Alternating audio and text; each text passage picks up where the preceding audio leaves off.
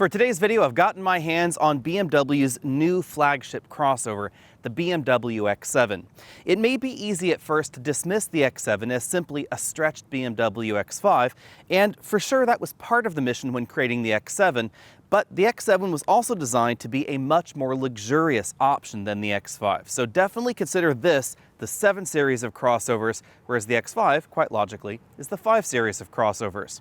So for the extra $16,000 versus a BMW X5, not only do we get a larger and more accommodating interior, but we get a significantly higher quality interior, especially in the rear of the X7. Up front, we certainly have a bigger, toothier look than we see in the X5. Some people have said they really dislike this look, but I have to say that I think it fits the overall character of the X7 fairly well. And remember that even though this is a little bit larger than some of the other grills we see in BMW models, it is significantly smaller than some of the grills we find in other large vehicles out there. We have full LED headlamps over here. They do steer in the corners, full LED fog lamps below. We also have a 360-degree camera right there in the front and a radar sensor right below as well. Going in for a closer look, you can see the grille is a combination of regular chrome and this satin chrome treatment. We also have active shutters in here. I think BMW's done a really good job at styling them. We have an extra little satin chrome vertical right there that you can see when the grille is closed. As you'd probably expect in a range-topping model, we have a decent number of active safety systems standard on the X7, blind spot monitoring, pedestrian detection, autonomous braking, etc. But if you want to get the absolute top end in safety features for a BMW, you do have to pay extra for those. They're part of a safety package that you can get on all trims of the X7. From the side profile, the X7 definitely has a different presence than we see in the X5. I think that the extra length that they've added has really helped with the overall proportions and the overall look. At 203.3 inches long, this is a little bit shorter than the new Mercedes-Benz GLS, and we find a little bit less room on the inside as a result. But we have significantly more room inside than a BMW X5. And that's part of the reason that there are so many rumors about the X5 losing its currently optional third row. Now, it's been difficult to get exact details on that. Some dealers around me have said that you cannot order an X5 with the third row anymore, and indeed, none of them had an X5 with the third row on the lot. However, depending on where in the world you're watching this video, you may find 2 different 3-row BMWs available on the lot. The X7 is going to give us more cargo room in the back and more third-row room, and most importantly, it's also going to give us a more premium third-row experience than what we find in the X5. Although the X7 is about the same size as a Cadillac Escalade, this is quite different in terms of construction versus the Escalade, the Navigator, and those other large body-on-frame SUVs like the Infiniti QX80. This is a unibody vehicle, very much like the X5, so this is very closely related to the rest of the BMW lineup. That results in greater interior efficiency than we find in the average body-on-frame vehicle out there. It also means this is going to be more interesting to drive out on the road. And it means that there's relatively little direct competition for this X7 other than that Mercedes-Benz GLS. The Q7 is an awful lot less expensive and less premium feeling, although you could consider the new 2020 refresh a competitor to this particular model because it's overall about the same size. And you might consider something like the Lincoln Aviator, which is a unibody vehicle, competition to the X7. It has very similar kind of room on the inside, but it's a different sort of brand. Moving to the rear, the overall theme could best be described as elegant and reserved. Nothing too flashy going on back here. We do have the full LED tail lamp modules and then a chrome bar that connects them right across the liftgate. As we see in other BMW models, we have a hatch on top and then we have this tailgate below, and the two are both powered. So if I hit this one button, they'll both close at the same time. Like the Mercedes GLS, the X7 is a unibody 3-row crossover, so this is quite different than the Escalade or the Navigator. And you could tell that BMW was really focused on-road driving dynamics because we have these pretty decent fender bulges in the back and up front, really giving this a muscular appearance. And unibody vehicles like this are generally more pleasing to drive out on the road than body-on-frame vehicles. In many ways, the X7 only has one true direct competitor as a result, the Mercedes-Benz GLS, because this has a very different nature to it than something like the Navigator or the Escalade. I suppose you could call the Audi Q7 a competitor to this, but it's notably less expensive, less premium, especially in the second row and third row areas, even in the new 2020 refresh. And I suppose you could say that the Lincoln Aviator is a direct competitor to this, but it is a little bit smaller. Under the hood, we find more or less the same engine lineup that we see in the X5. Things start out with this engine right here, which is a 3-liter inline-6 turbocharged engine. You'll find that in the 40i trim. This produces 335 horsepower. We're testing the 3-liter turbo this week because this is going to be the most popular engine in the United States.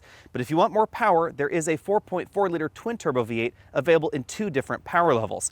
The M50i will get 456 horsepower out of that 4.4-liter V8, and then there's also an M50i that will bump things up to 523 horsepower. If you were hoping for an X7M, you should know that supposedly those plans have been scrapped. So we will be getting an X5M shortly in the United States, but theoretically we won't have an X7M. At least for the moment, there are also no rear-wheel drive versions of the X7. All X7s for America will have an 8-speed automatic transmission and standard all-wheel drive. When it comes to front seat comfort, I'm definitely going to give these seats 10 out of 10 points. Personally, I find these seats a little bit more comfortable than what we see in the new GLS, and these are significantly more comfortable than what we see available in the Q7 or even the Volvo XC90, which definitely has some of the best seats in the 3-row luxury crossover segment. There are a million ways that we can adjust this seat. We have an adjustable seat back curvature, which is a nice touch, extending thigh cushion, inflatable side bolsters, 4-way adjustable lumbar support, and an active seat massage feature as well. In addition to giving us a massage feature that's similar to what we see in Mercedes and Volvo products out there, we also have an anti-fatigue function to the seat back and seat bottom cushion. Hopping into the second row, this particular model has powered second row seats. We have a 4-way motion, so you can move the seat forward and backward, and you can recline the seat back. This is the maximum amount of recline that we get here, but we do have available little pillows there on the second row seats. It's kind of a nice touch. As you'd expect in a large crossover, the second row is fairly wide, so you'd have no problem fitting 3 adults back here. Obviously, it'll be a little bit less comfortable than 2 adults, but this middle seat is still pretty accommodating, and I still have about an inch of headroom left. Hopping into the third row is pretty easy, and as you'd expect in a luxury vehicle, everything is electrically powered and well coordinated. So if I press this button on the second row seat, you'll notice the first row seat moves forward enough to give the second row seat room to collapse forward right like that, allowing us easy entry into the third row. And there's a large panoramic roof that covers the front and second rows, and then a smaller moonroof right back there for the third row. All the shades are powered and available right there for the second row passengers to control. Well, this is clearly a simple process. On the downside, it's just not as fast as a manual seat that will tilt and slide forward very rapidly. But again, it makes it very easy to get in and out of the third row seat if you're a child that can't really lift those seats, or if you're just the kind of person that doesn't want to do that manually. You can also pull them right back here with the same button back into place. And back here in the third row, we definitely find a more accommodating space than we see in the BMW X7. Now, this is not quite as roomy as some of the larger 3-row crossovers out there, or indeed some of the big body-on-frame SUVs like the extended wheelbase version of the Cadillac Escalade, but this is still a very comfortable third row seat. As you can see back here, I have a reasonable amount of headroom. I have about ½ an inch of headroom left, but I can sit very upright, put my head against the headrest, and I still have a little bit of headroom. This is one of the most comfortable third row seats available in the luxury segment.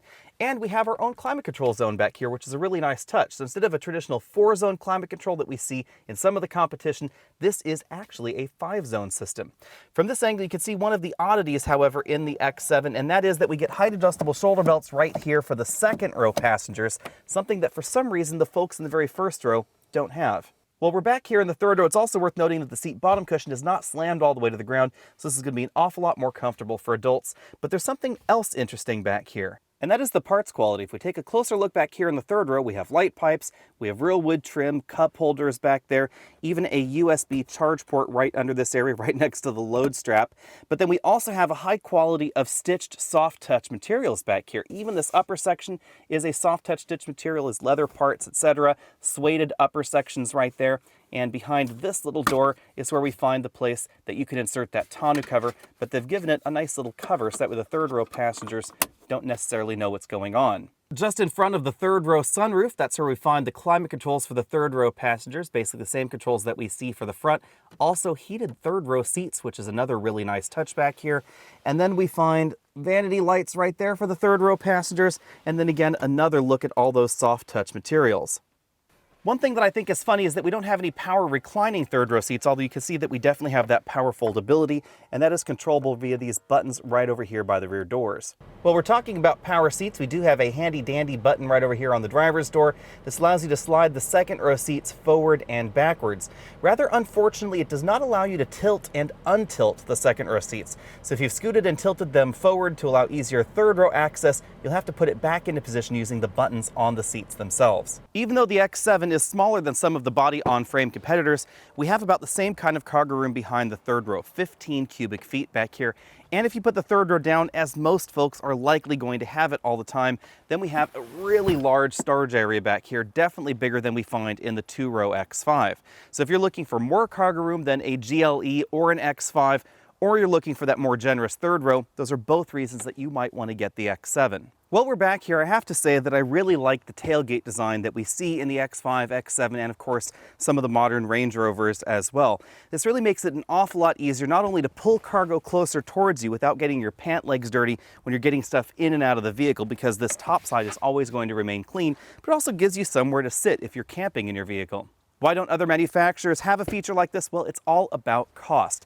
And another benefit to this kind of tailgate design is that if you have groceries in the back and you open the lift gate, you can keep them from rolling out by just not dropping this top right away.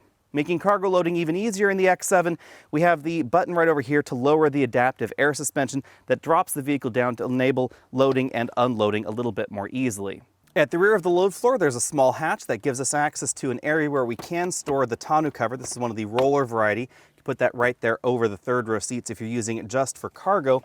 And then if I remove this by removing these two little side doors and pulling this up and out of the way, it is a pretty tight fit back here, to be honest. If I get that tonneau cover out of the way, then you'll notice that we have what appears to be a spare tire well, but we don't have a spare in this version of the X7. Thankfully, according to BMW, if you want a spare tire, there is one that will fit in that storage area under there, but it will reduce your overall cargo capacity, obviously by a few cubic feet. Going for a quick spin around the interior, we have the buttons for the moonroof, also a button for the telematics system right there. You can see the front section of the moonroof that opens right there, and then it extends to just about over the second row passengers' heads. We also have the up-level Bowers & Wilkins audio system inside this cabin, so we have a speaker grill right there in the headliner for the front row. Again, in kind of an unusual move, we don't have height-adjustable shoulder belts for the driver and front passenger. And in case you're wondering, yes, this is sort of a navy blue headliner right there that goes all the way down the doors. This is a combination black, navy blue, and this sort of tan interior. The front passenger and driver have four-way adjustable headrests with extra little butterfly sections right there on the side, and you can see that we have the rear seat entertainment system hanging right there onto the back of the seat. The combination of colors continues on over to the leather front seats. We have perforated sections right there in the middle of the seat back and seat bottom cushion because these seats are both heated and ventilated. And again, there's a high level of quality going on in this interior. As we move on over to the front doors, these doors are all stitched leather. That even includes the bottom of the door right there around that storage compartment. We have some real wood trim right over there, right by the Bowers & Wilkins speaker grills, and then a high level of quality as we move on up to the door. You'll see the controls for that available seat massage right there on the passenger side, right next to their two-position seat memory. The leather stitching continues on over to the dashboard, where the dashboard all the way from the window all the way down there to the carpet is stitched leather as well. Again, more real wood trim in the middle. And the overall styling is reminiscent of the X5, but not exactly the same. When talking about attention to detail, even the glove box is covered in stitched leather, and you can see that the leather even includes the inside of that little handle that opens and closes the glove box right there like that. We find a moderately sized glove compartment. I was not able to fit a tablet computer inside. I'm a little bit surprised that wasn't a bit bigger. In the middle of the dashboard, we find that Bowers & Wilkins center channel speaker, and then the latest version of BMW's iDrive. The system features a touchscreen interface and wireless Apple CarPlay integration, as you can see right here. And overall, the software does look a little bit different than some of the other BMWs you may see out on the market because of the version of this software.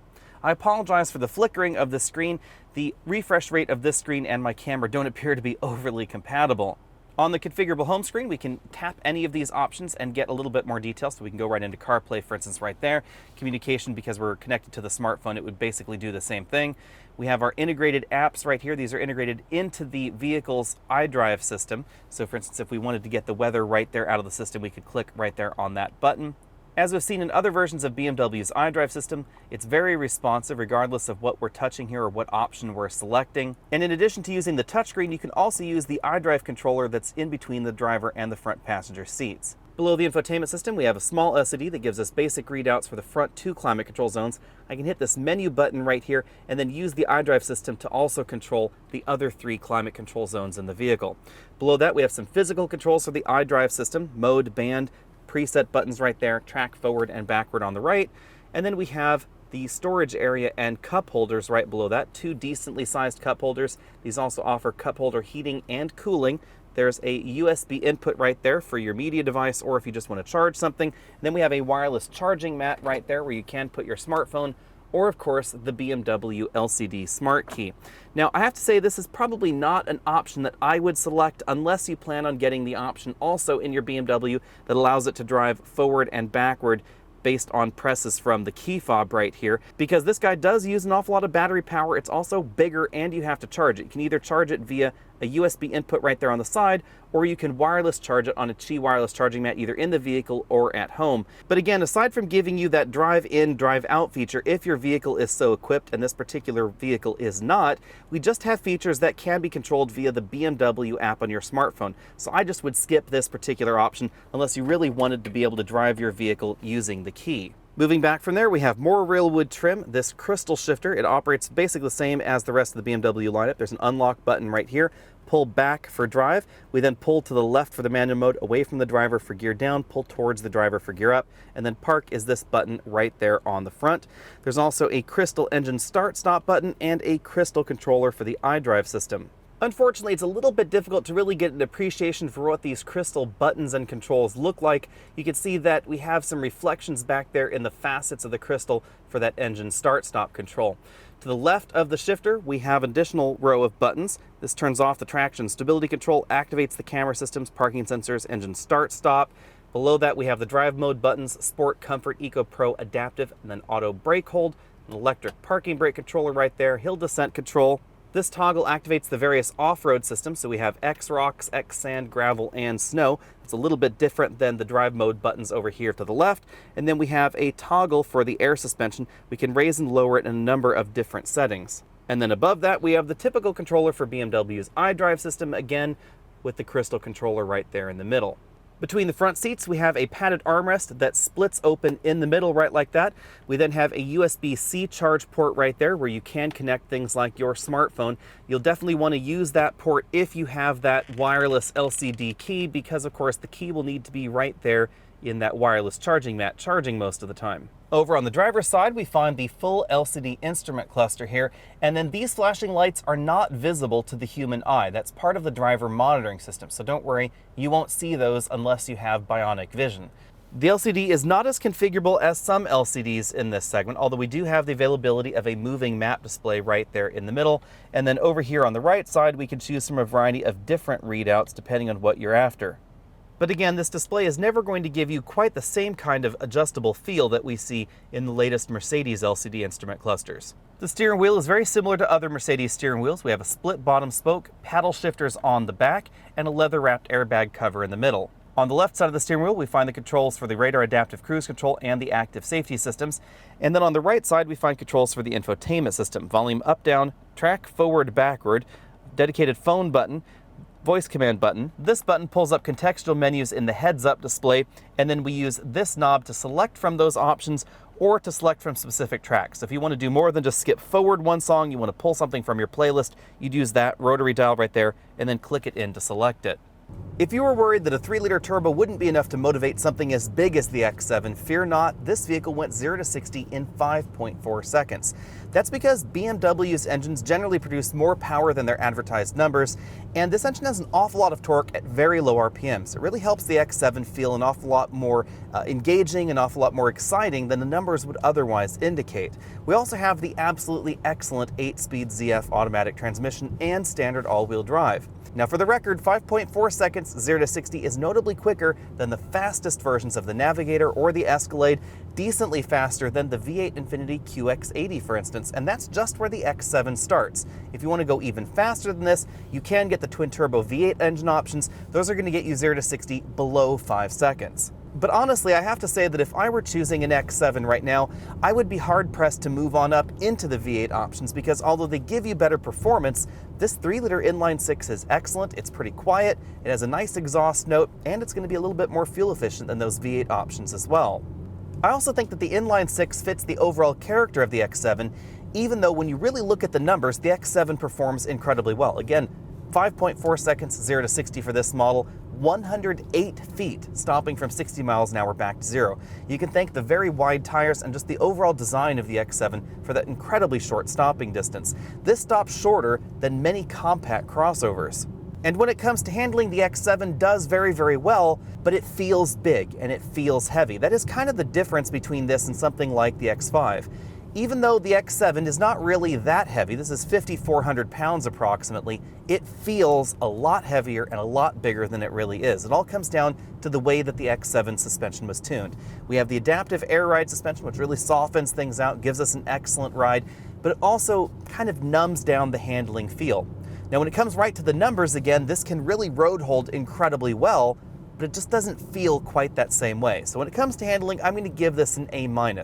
You will definitely find a more engaging drive in some of the other alternatives out there, but this is going to be a lot more comfortable out on the road. Thanks to the adaptive air suspension, ride quality in the X7 is excellent, and it definitely is a little bit softer and a little bit more luxurious than the BMW X5, just as you'd expect from a flagship. Again, the rationale here is that this is the X7 of crossovers versus the X5 of crossovers, and the bigger the luxury sedan, generally the softer sprung they are. That means that when it comes to our overall ride score, I'm very clearly going to give this an A+. This is notably softer and notably more compliant out on the road than something like an XC90 or an Audi Q7 or even an Audi Q8. This definitely has a very different feel to it on the road. It feels big, it feels luxurious, it definitely feels a little bit heavy. Back out here on the paved road, the excellent ride is really obvious. This is the kind of vehicle that you want to be in for a long highway trip. This is going to be an awful lot more comfortable than some of those other more firmly sprung SUVs out there. This is definitely going to be more comfortable even than something like Cadillac Escalade or a Lincoln Navigator, just because of the overall design and the fact that we do have that adaptive air ride suspension. I've said it before and I'll say it again. In some ways, BMW has turned into the new Mercedes.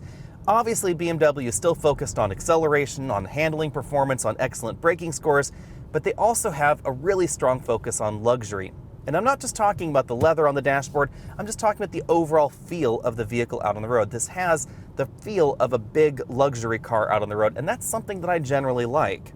In our cabin noise testing, we measured 69 decibels in this cabin, making this one of the quietest vehicles that we've ever tested. Again, something that you'd expect out of an X7. Also similar to expectations, fuel economy is not terribly high. We've been averaging 20.5 mpg over a week of mixed driving in the X7, which is about 1.5 mpg below the EPA score. But that's not too different from the rest of the luxury competition, whether we're talking about body-on-frame entries like the Escalade or the Navigator, or something like the Mercedes GLS. Bottom line, the X7 is pretty easy. This is a big, comfortable, and in-charge SUV out on the road, but it definitely is more dynamic than something like the Escalade or the Navigator. If I put this into the sport mode, it'll definitely firm up the suspension. Again, we still have the air ride suspension, so it's not going to get as firm as a traditional steel spring suspension, but definitely makes this feel more engaging out on your favorite winding mountain road.